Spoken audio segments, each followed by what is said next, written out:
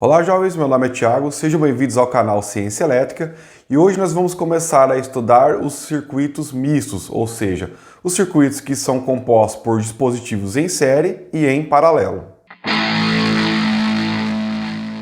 Desde a aula 19 até a aula 29, nós estudamos os aspectos relacionados a circuitos série e em paralelo de forma separada.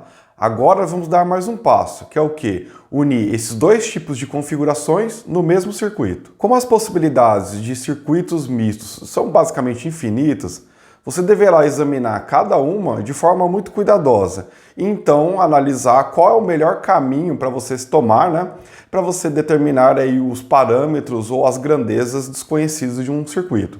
Mas em geral, se teus fundamentos são bons, você não vai encontrar muita dificuldade. Não se esqueça de fazer a lista de exercício, que o link está na descrição, tá pessoal? Vocês vão precisar treinar esse conteúdo. O circuito na figura 1 é um circuito misto.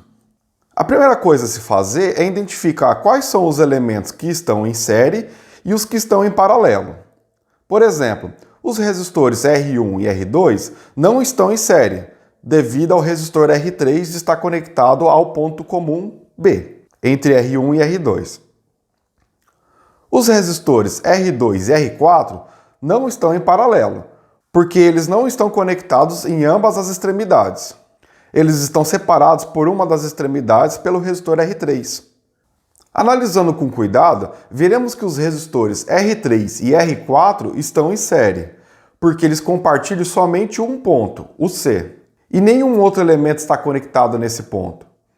Além disso, a fonte de tensão E e o resistor R1 também estão em série, porque eles compartilham o ponto A, e nenhum outro elemento está conectado a esse mesmo ponto. Mas observe, não há nenhum elemento em paralelo nesse circuito. Como não há elementos em paralelo, vamos focar nos elementos que estão em série e fazer as devidas combinações. No caso, a fonte de tensão e o resistor R1 não podem ser combinados. Entretanto, os resistores R3 e R4 podem ser combinados para formar um único resistor, uma resistência equivalente. Essa nova resistência equivalente estará em paralelo com o resistor R2, assim possibilitando uma nova combinação. Esse processo de análise de combinar os elementos irá reduzindo o circuito até restar apenas um resistor, que será equivalente à resistência total vista pela fonte. Uma vez que você reduziu o circuito à sua complexidade mínima, agora você poderá calcular a corrente fornecida pela fonte usando a lei de Ohm. Então poderemos retroceder às combinações de resistência e ir calculando a corrente em cada resistor. Com tempo e treinamento, pessoal, isso aí vai ficar simples para você fazer. Por isso que eu falo para fazer a lista de exercício, para treinar. Então vamos ver o passo a passo desse método de redução e retorno de circuitos. Considere novamente o circuito da figura 1.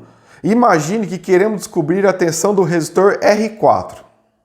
Como nós vimos há pouco, pessoal, primeiro encontre a resistência equivalente para os resistores R3 e R4, para formar um resistor R', que é o resistor equivalente da associação em série de R3 com R4. Redesenhando o circuito, pessoal, agora temos R2 e R' em paralelo. Então podemos combinar esses dois resistores e estabelecer um novo resistor equivalente, o R2'. Novamente redesenhando o circuito, vimos que o resistor R2 e o R2' estão em série. Então eles podem ser somados para encontrar a resistência equivalente total do circuito. O que nós fizemos agora, pessoal, é a etapa de redução do circuito, cujo objetivo é simplificar ele ao máximo. O que você não pode aí, pessoal, é ter preguiça de redesenhar. Agora podemos então realizar a etapa de retorno, que nada mais é que fazer o caminho de volta para a tensão desejada, V4. Com a configuração em série resultante, a corrente pela fonte também é a corrente pelo resistor R1 e R2'. Uma vez que os dispositivos estão todos em série, Então observe com atenção o sentido da corrente. Se sabemos o nível da corrente desses resistores, podemos então aplicar a lei de Ohm para calcular a tensão no resistor R2'. E observe que a tensão desse resistor é a tensão aplicada na combinação em série dos resistores R3 e R4. Então, como sabemos a tensão desse ramo, podemos então calcular a tensão do resistor R4 aplicando a regra do divisor de tensão, que nós já vimos em aula aqui no canal. Pronto, estamos com um circuito completo novamente e sabemos a tensão e a corrente em diversos resistores desse circuito. Talvez fique um pouco mais fácil para você com um exemplo numérico. Vamos lá. Exemplo 1. Calcule a corrente I3 para o circuito misto da figura 2. Bom, analisando o circuito, pessoal, temos aí os resistores R2 e R3 em paralelo. Então podemos substituí-los por uma resistência equivalente. R'. Então R' é igual a produto pela soma, né, pessoal? São apenas dois resistores. R2 vezes R3 dividido por R2 mais R3 vai resultar em 6 kΩ vezes 3 kΩ dividido por 6 kΩ mais 3 kΩ, que é igual a 2 kΩ. Então R' vale 2 kΩ. Agora podemos redesenhar o circuito equivalente com o resistor R'. Temos então o resistor R1 e o resistor R' em série. E podemos combinar eles para ter uma nova resistência equivalente, no caso a resistência equivalente total do circuito. Como estão em série, resistência total é igual a R1 mais R'. 2 kΩ mais 2 kΩ é igual a 4 kΩ. Simples, não? Como sabemos a tensão e a resistência total do circuito, podemos calcular a corrente da fonte. No caso, é a corrente também do resistor R1, que é igual a tensão da fonte dividido pela resistência total. 60 volts dividido por 4 kΩ resulta em 15 mA.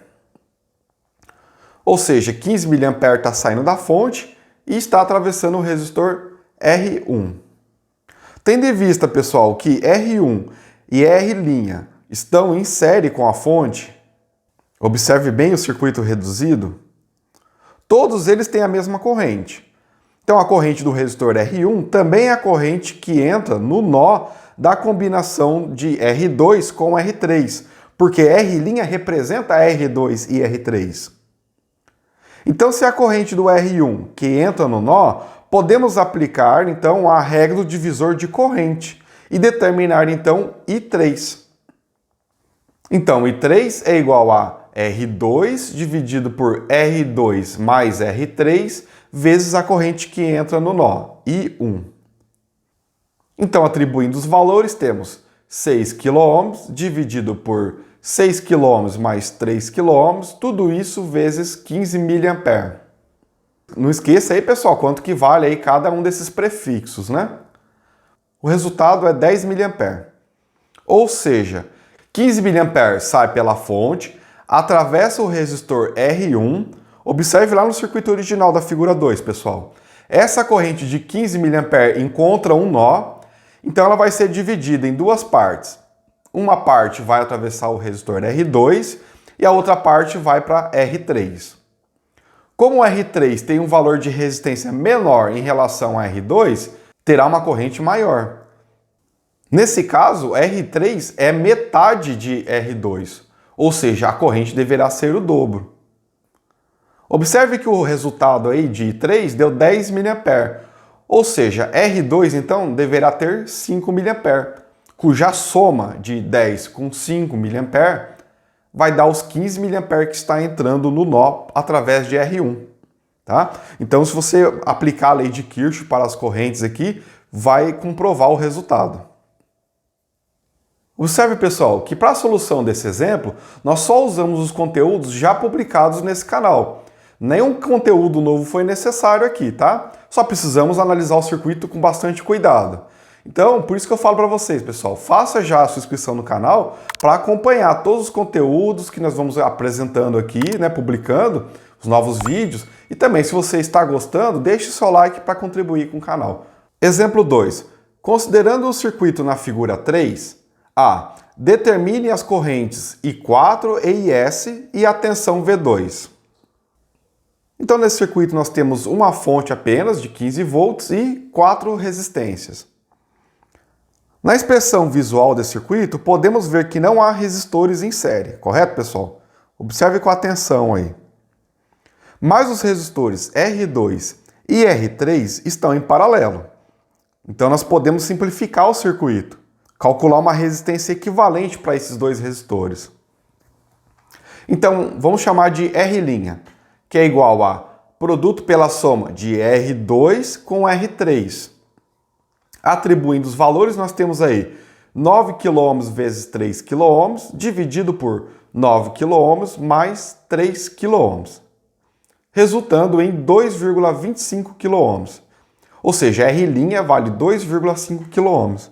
Então vamos agora redesenhar esse circuito simplificado, substituindo R2 e R3 por R'. Você até poderia agora combinar os resistores R1 e R' que estão em série. Mas esse trabalho não é necessário, pessoal. Basta pensar um pouquinho aí que vocês vão evitar um trabalho desnecessário. Vamos calcular primeiro aí a corrente no resistor R4, que é a corrente I4. Uma vez que esse resistor está em paralelo com a fonte de 15 volts, isso é bastante simples.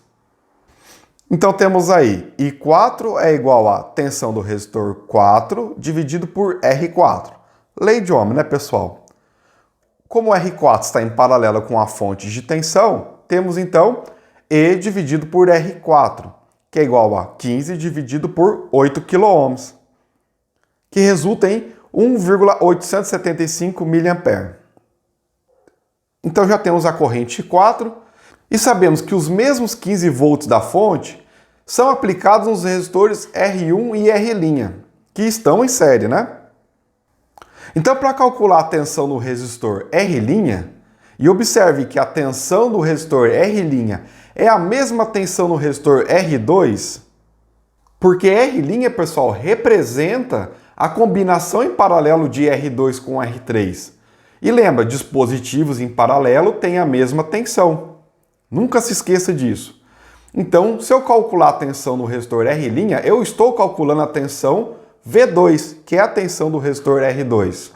Basta eu aplicar aí a regra do divisor de tensão para esse ramo, onde V2, ou a tensão do resistor R' é igual a R' dividido por R' mais R1, tudo isso aí vezes a tensão aplicada no ramo, E, que é igual a 2,25 kΩ dividido por 2,25 kΩ mais 6 kΩ, tudo isso vezes 15, que resulta em 4,091 volts. Falta calcular agora a corrente IS. A corrente IS pode ser calculada se continuarmos reduzindo o circuito até restar apenas um resistor equivalente total. E assim poderíamos calcular pela lei de Ohm, né, pessoal? Mas dessa vez, vamos evitar esse trabalho. Vamos pensar um pouquinho mais.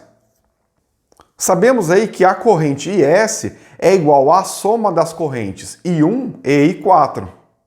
I4 nós já calculamos, então basta calcular I1, que é a corrente que desce aí pelo ramo, pelo resistor R1 em série com R'. Nesse caso, I1 é igual à tensão aplicada no ramo dividido pela resistência do ramo, como estão em série, R1 mais R', que é igual a 15 dividido por 6 kΩ mais 2,25 kΩ, que resulta em 1,818 mA. Então nós temos agora o valor de I1 e I4. Aplicando então a lei de Kirchhoff para as correntes, podemos calcular IS como sendo I1 mais I4, 1,818 vezes 10 elevado a menos 3, mais 1,875 vezes 10 elevado a menos 3, que é igual a 3,693 mA. Bom, pessoal, então calculamos aí todas as grandezas solicitadas no enunciado. Mas temos uma parte B para fazer ainda, ó. B. Insira os medidores para medir as correntes IS, I4 e a tensão V2. Então, vamos ver como conectaríamos os medidores nesse circuito para realizar essas medições. Então, observe aí, pessoal, nessa imagem que nós temos aí um amperímetro conectado em série com a fonte para medir a corrente da fonte. Também inserimos aí um amperímetro à direita em série com um resistor R4, porque ele está medindo a corrente do resistor R4. Lembre-se, então, amperímetro conectado sempre em série. E para medir a tensão V2, vamos colocar aí o equipamento na escala de tensão e vamos conectá-lo em paralelo. Nesse caso está paralelo a R3, mas como o R3 está em paralelo com R2, ambos têm a mesma tensão. Então essa seria a conexão dos medidores. Bom, pessoal, se vocês analisarem com cuidado os passos que foram dados aí para a resolução do exemplo 2, vocês verão que algumas reduções foram evitadas, certo? Isso quer dizer, quem pensa mais vai calcular menos, vai ter menos trabalho. Por quê? Porque antes de você sair doido aí calculando as coisas, você deve parar, pensa, analisa o circuito e aí você vai ver quais são os passos do método de redução e retorno são realmente necessários serem dados. E utilizem as ferramentas, os conteúdos que vocês já viram aqui no canal para evitar um processo aí desnecessário. Bom, jovens, não se esqueçam de fazer a lista de exercícios, o link está na descrição desse vídeo. Em breve eu subo um vídeo aí com a resolução dessa lista. E também verifique a sua inscrição no canal, Faça a sua inscrição, deixe o seu like caso tenha gostado do vídeo e fique à vontade para comentar aí embaixo, tá, pessoal? Forte abraço e até logo!